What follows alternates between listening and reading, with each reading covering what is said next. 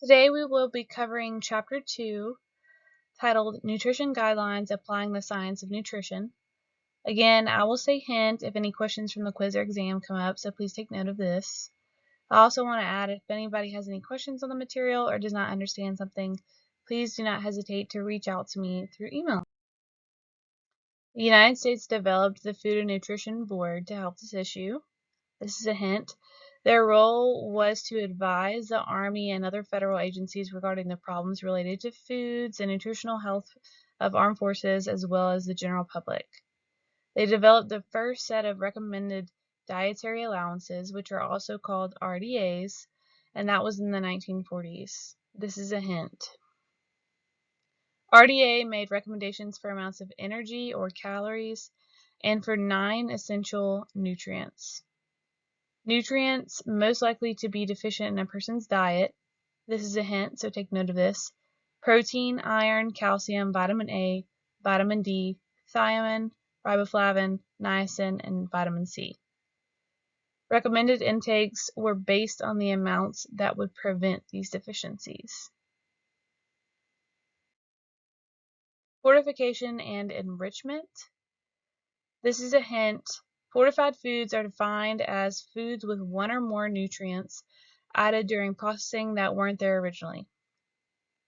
So an example of a fortified food would be salt with iodine, because people were developing goiters or a large lump in their neck from an iodine deficiency. Enrichment is another term you'll need to know. That's a hint. Nutrients that were lost during food processing have been added back, or is the definition of enrichment. An example of an enriched food would be enriched bread and pasta, which has vitamin B added back into it, which was lost during processing.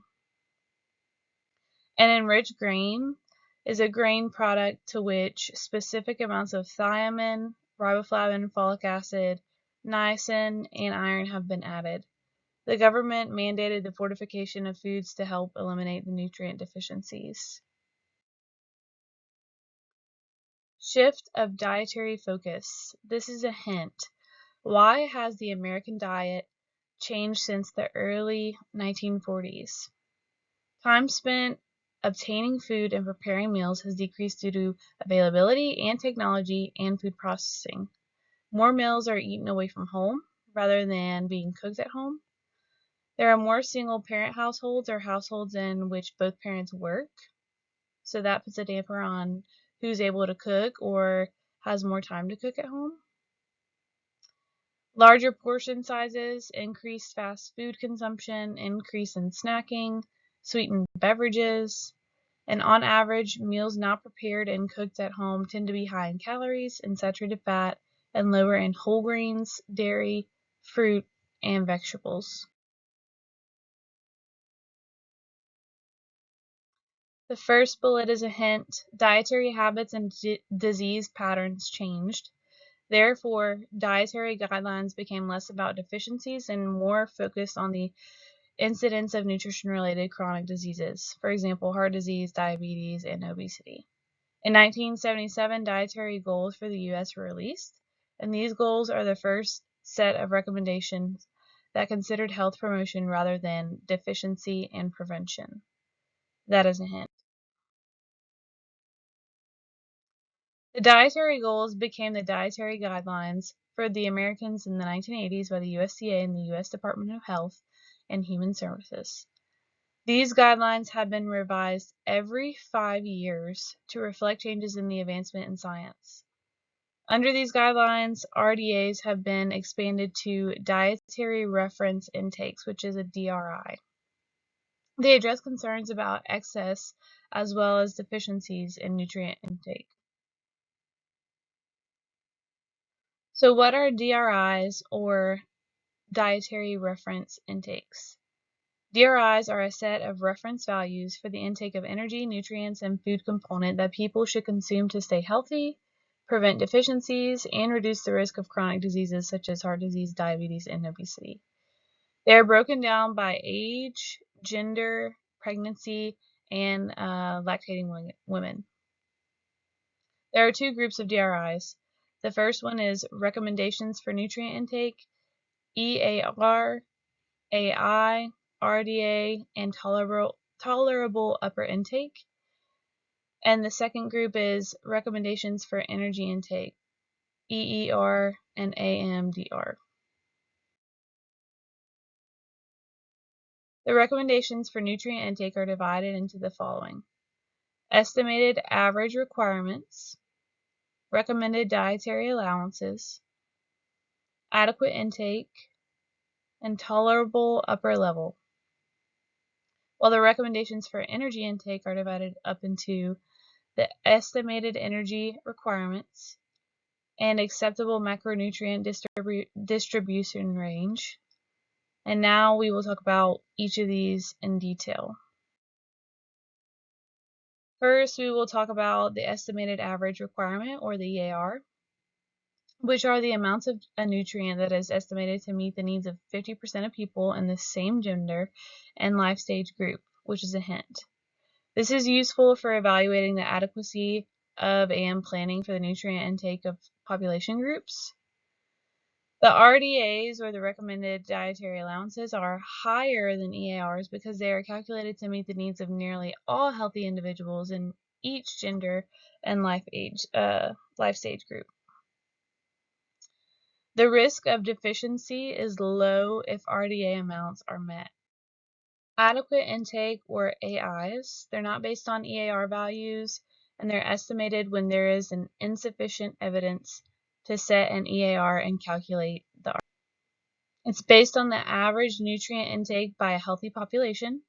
If an AI amount is met within an individual, then deficiency is unlikely, but more research is needed in this area of measurement. The tolerable upper intake, think toxicity. The T is the key to make you think toxic. This is the maximum level of daily intake of a nutrient that is unlikely to pose a risk. These are not recommended levels for consumption. Okay, that's a hint, but they can probably be tolerated. The point is to help consumers avoid toxicity.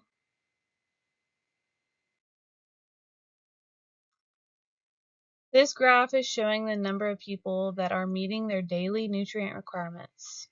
An EAR is the average amount of a nutrient required for good health. If everyone in the population consumed this amount, only 50% would obtain enough of the nutrient to meet their requirements. The RDA is set by adding a safety factor to the EAR. This is a hint. About 97 to 98% of the population meets its needs by consuming this amount, shown in the yellow area. If the nutrient intake meets the RDA, the risk of deficiency is very low. As intake falls, the risk of deficiency increases. The upper limit is set well above the needs of everyone in the population and represents the highest amount of the nutrient that will not cause toxicity symptoms in the majority of the healthy people. As intake rises above the upper limit, the likelihood of toxicity increases. This figure represents the inaccurate versus the accurate view of nutrient intakes. The RDA, or AI, for a given nutrient represents a point that lies within a range of appropriate and reasonable intakes between toxicity and deficiency. Both of these recommendations are high enough to provide reserves in times of short-term dietary inadequacies, but not so high as to approach toxicity. Nutrient intakes above or below this range may be equally harmful. So now let's discuss DRIs for energy. There are two types of recommendations regarding energy intake. The first is estimated energy requirement, which is an average energy intake or number of calories predicted to maintain the body weight and keep the weight stable in healthy individuals. That is a hint. Another hint is variables used to calculate the estimated energy requirement include age, gender, weight, height, and level of physical activity.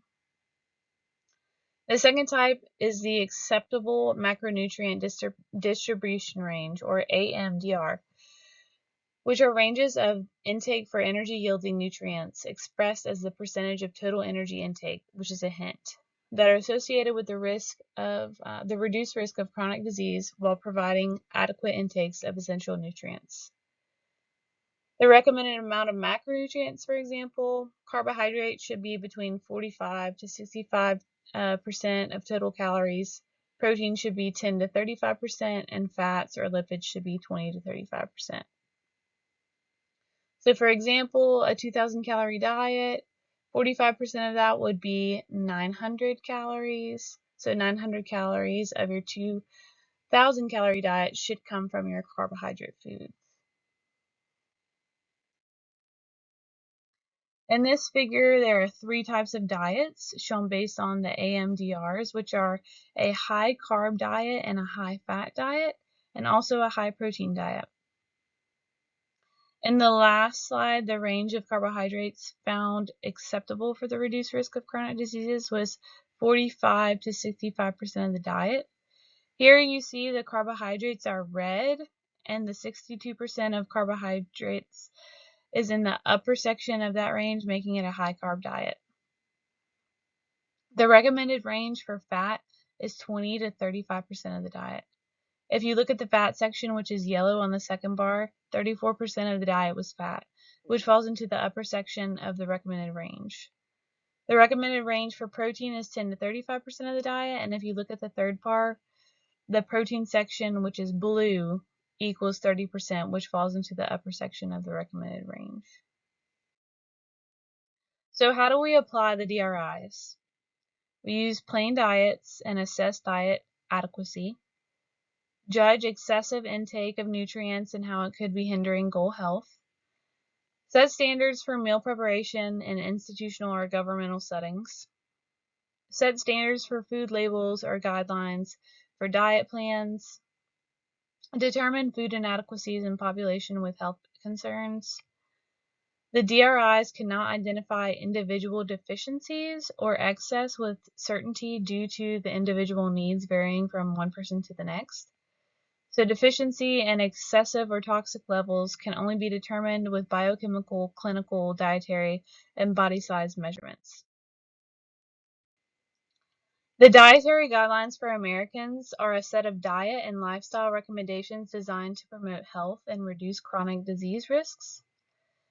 These evidence-based recommendations are updated every 5 years, which is a hint. The first discussion forum in class introduced these guidelines. Guidelines target Americans 2 years of age and older.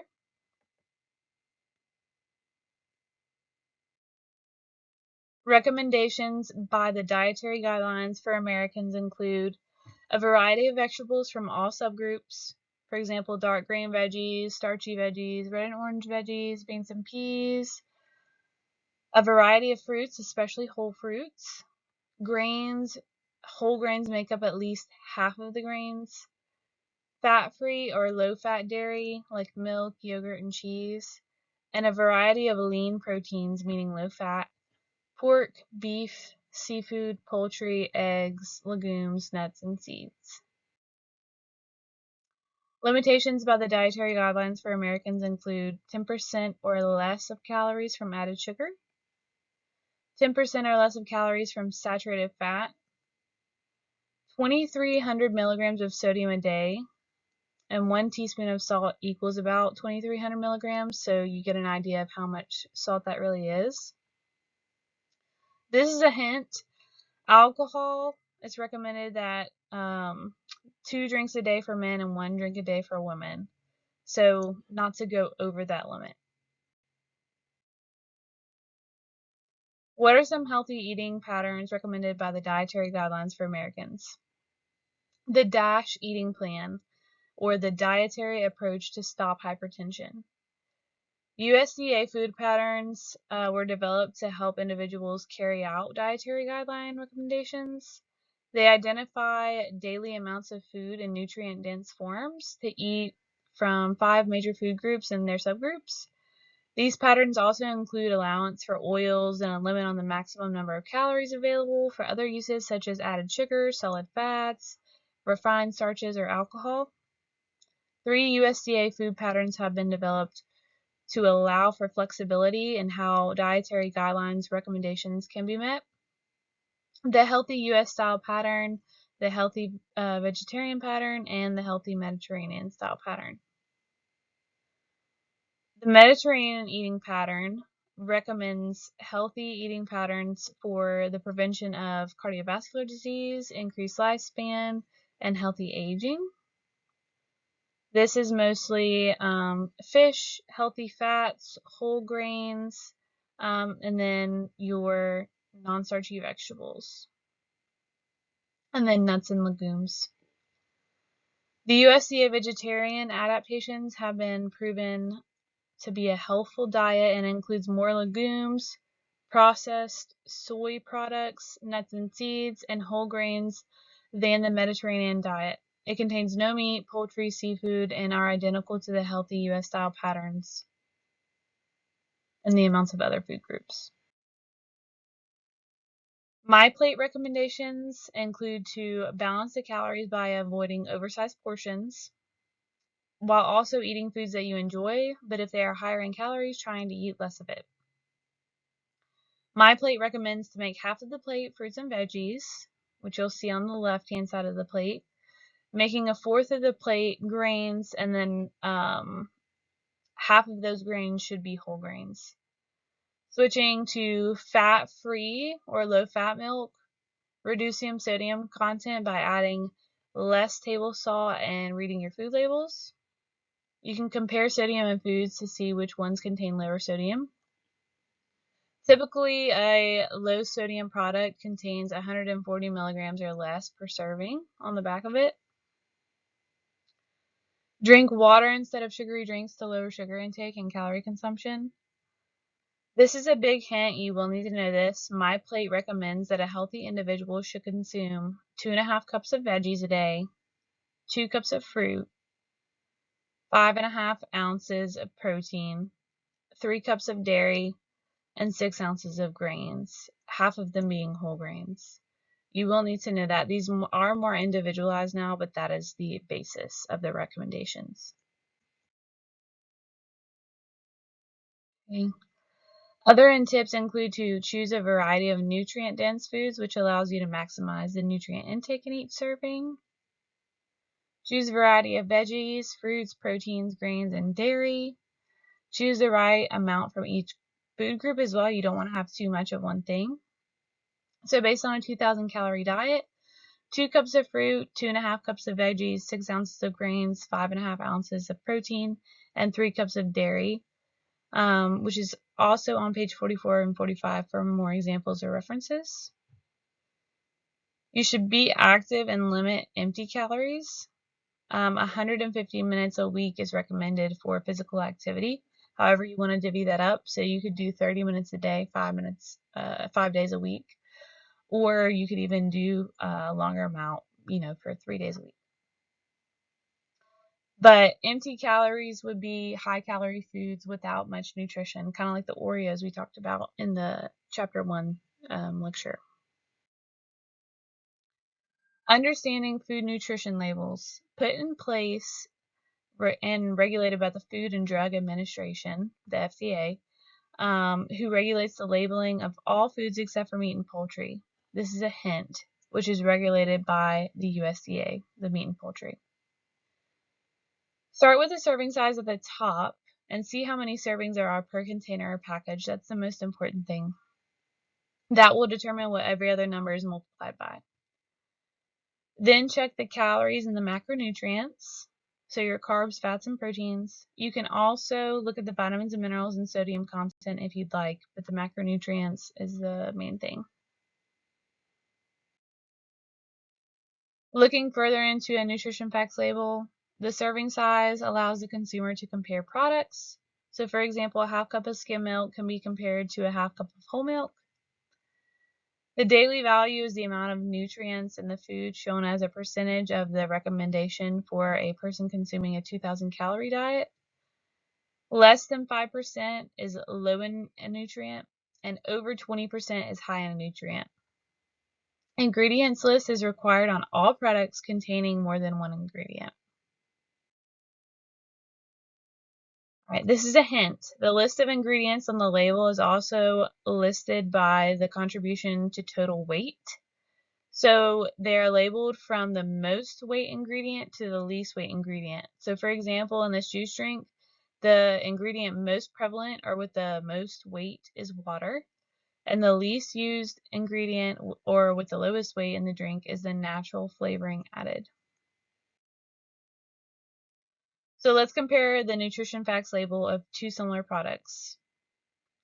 On the left, you have a fat-free skim milk, and on the right, we have a whole milk.